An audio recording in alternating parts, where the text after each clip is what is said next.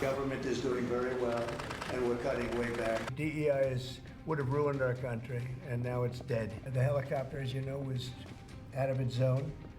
Shouldn't have been out of its zone. Tariffs don't cause inflation, they cause success. And there could be some temporary short-term disruption, and people will understand that. So much to cover, so little time. Let's start with the tariffs. My panel's with me. Congresswoman Ansari. It looks like the United States is entering a trade war. This is what Donald Trump campaigned on. And the American people can't say they didn't know it was coming. How are they affecting you and your constituents? The tariffs are outrageous. I represent Phoenix, Arizona, and we have seen leaders in the state, from the governor to conservative heads of chambers in Arizona, sound the alarm about how devastating this is going to be. Arizona in particular, we have a long-standing trade relationship with Mexico, with Canada, with Mexico in particular, about $20 billion in trade annually that benefits our manufacturing, our agricultural sectors. So we are very concerned. This is not only going to hurt everyday Arizonans at the gas pump, at the grocery store, et cetera, but it's going to hurt our economy that is thriving. And this is just such a misguided and illogical policy that Trump is trying to force down on our throats. We have another border state Congress member here. Washington State obviously shares a border with Canada. President Trump says the tariffs on Canada are to protest illegal immigration and fentanyl coming across the border. It is true that illegal crossings from Canada made up to only 1.5% of all the apprehensions nationwide, and it was 43 pounds of fentanyl seized from Canada versus 21,000 from Mexico. So what's your take on it all? I think, listen, tariffs can be a great tool, but they can also be a blunt instrument. During the first term, when, Washington State is one of the most trade-dependent states in the nation, so we're watching this very carefully. When he put tariffs on the first time, again, it was a bit of a blunt instrument. He had to go back and make corrections on steel and such because we needed those products.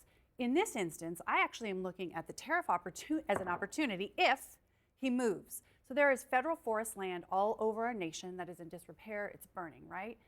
If he puts, for example, on Canada's lumber coming in, we import a lot of our lumber in the United States, not because we need to, but because of the policy around our forests. If he moves and allows us to harvest selectively and sustainably some of that timber, we won't see a spike in prices for lumber, which is going to impact housing and building, right? So it can work, right? We can right-size our economic benefit here. But if you just do, it's like if you're going to pick a fight in a bar, maybe you should scope the exits, right? Know what your end game is, and that is my concern here. Is he doesn't know what his end game is. First of all, I would feel a lot better if you two were in the Oval Office making these decisions together. I think that our country would be in much more solid footing.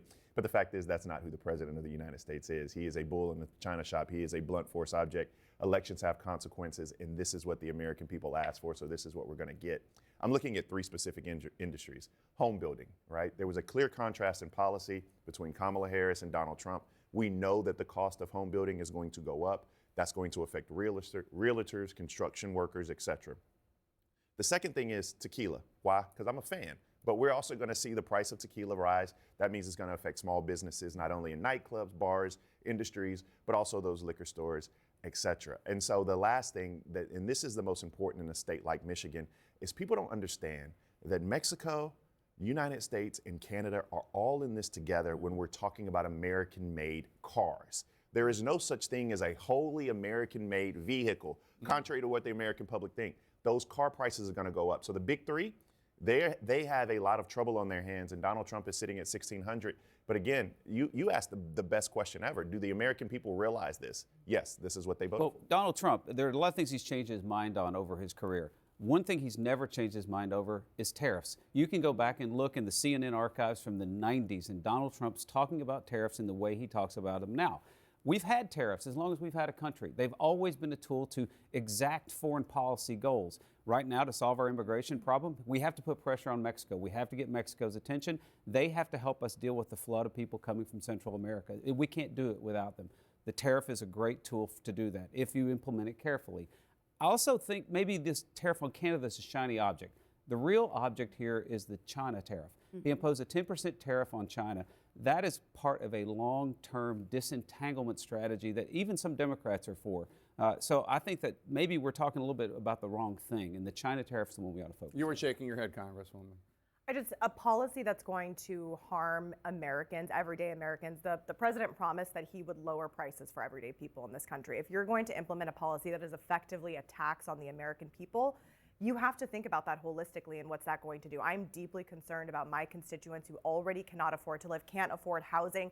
I talked to the construction industry in Arizona. We have a huge housing shortage right now, and we cannot afford additional costs to labor and building, and it's a complete disaster. But Democrats don't have much credibility on that idea because every Democrat in the House was ready to let taxes go up on every tax-paying American this year through the expiration of the Trump tax cuts. So Democrats have it both ways. No, we Tariffs just don't are want a tax. taxes for billionaires in this country and the ultra-wealthy and corporations. We want Everybody's taxes tax are going cuts to go for up. working class Every single people. person's taxes. Stick around, we got a lot more to talk about. Donald Trump, with his cruel policy, has aroused the American people. We are going to fight it legislatively. We are going to fight it in the courts. And we're going to fight it in the streets. This is a new Democratic Party. We're taking the gloves off. So that last gentleman standing in front of the "Yes, we can" signs is the new chairman of the Democratic National Committee, Ken Martin, who was elected over the weekend. My panel's back with me. You liking what you see from Democratic leaders here in terms of taking the fight to Trump? Schumer says Donald Trump with his cruel policy has aroused the American people, which is an interesting word choice. Jeffries says he's going to fight it in the streets, and then you heard the very intimidating statement from Ken Martin there about taking the gloves off. I know, right? Well, I agree. I do think we need to be fighting as hard as possible with every tool that we have. This last week when President Trump issued an unconstitutional federal funding freeze under the leadership of Hakeem Jeffries, Democrats across the country mobilized immediately. Every member in districts went out and met with constituents, highlighted the programs that would be affected. I got to go see home delivered meals programs that would be drastically cut without this federal funding, harming vulnerable senior citizens in Arizona. So we saw that across the country, but I think we do need to do more. I think we need to be fighting and showing the American people that we are there for them and pushing back against an unelected billionaire like Elon Musk, who is taking so much power and just seizing control of the government. I mean, I got to say, it's like the guy who didn't get it done for the party in November was a 60-year-old, white dude from Minnesota. Nothing against Minnesota, but so now we got like a 51-year-old white dude from Minnesota. Okay, I think Democrats are going to need to dig a little bit deeper. It's not about fighting Trump anymore. It is about putting aside your activist base and figuring out why in the world the American people elected him.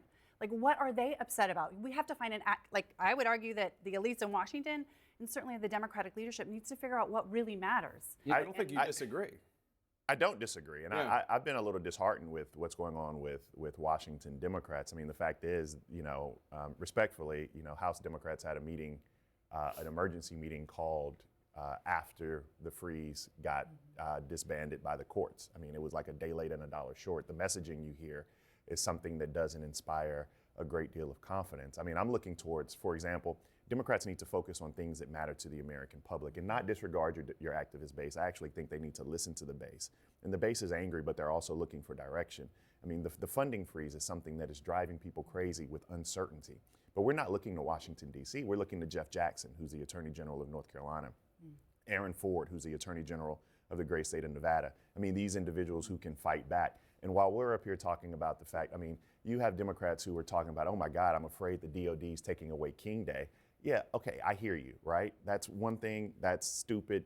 Sean Duffy talking about King Day and all this other stuff when we have a crash. But there are really bread and butter issues that Democrats have to begin to focus on. And we have to learn how to articulate those issues to the American public. And right now, Washington Democrats. I got to tell you what, Bakari, I hope Democrats start listening to their base more and decide that they did nothing wrong last time, because it's the liberal progressive base that got Democrats beaten this election. It's real easy to say no after you lose. The Democrats have got to figure out how to say yes. They got to figure out which things Donald Trump's doing that are popular that they can support. That's how you climb back out of the hole of being in the minority in both branches, of both chambers of Congress and the White House. You have to figure out, where did we go wrong, and let's stop doing that. Right now, Democrats have not yet gotten to that phase of this 12-step process. So Jamie Harrison, the outgoing Democratic National Committee chair, suggested in an interview with the Associated Press that Democrats should have stuck with Biden He said, quote, when he hits a roadblock, when he hits a bump in the road, do we stick with him or do we jettison him? My nature is I'm on the team with you. You're my quarterback. You got sacked a few times, but you know what? I'm going to block the hell out of the next person that's coming at you. What's your take? Do you think that that was the big mistake of 2024, and not sticking with Biden? No. With all due respect to President Biden, who I, of course, voted for in 2020 and deeply respect, I think that the right decision would have been for President Biden to step down well over a year ago, had a competitive primary for the presidency. We are in an era where people do want change. People are struggling. People are not happy with the status quo. We saw that across the world. No incumbent won their reelection. So it would have been the right opportunity to have a competitive primary election to see who is really the best placed Democrat to lead us forward, who is hungry, who has the vision, who can really resonate with working people in this country. And I think that is the vision forward. We have many young, bright, talented people in Congress on the Democratic side now, and lots of people who know how to win tough elections as well. We won more House seats this time. This is the closest slim majority that Republicans have in many, many years. And so I think that we have what it takes to win. We just need to be able to cultivate the right leadership. All right.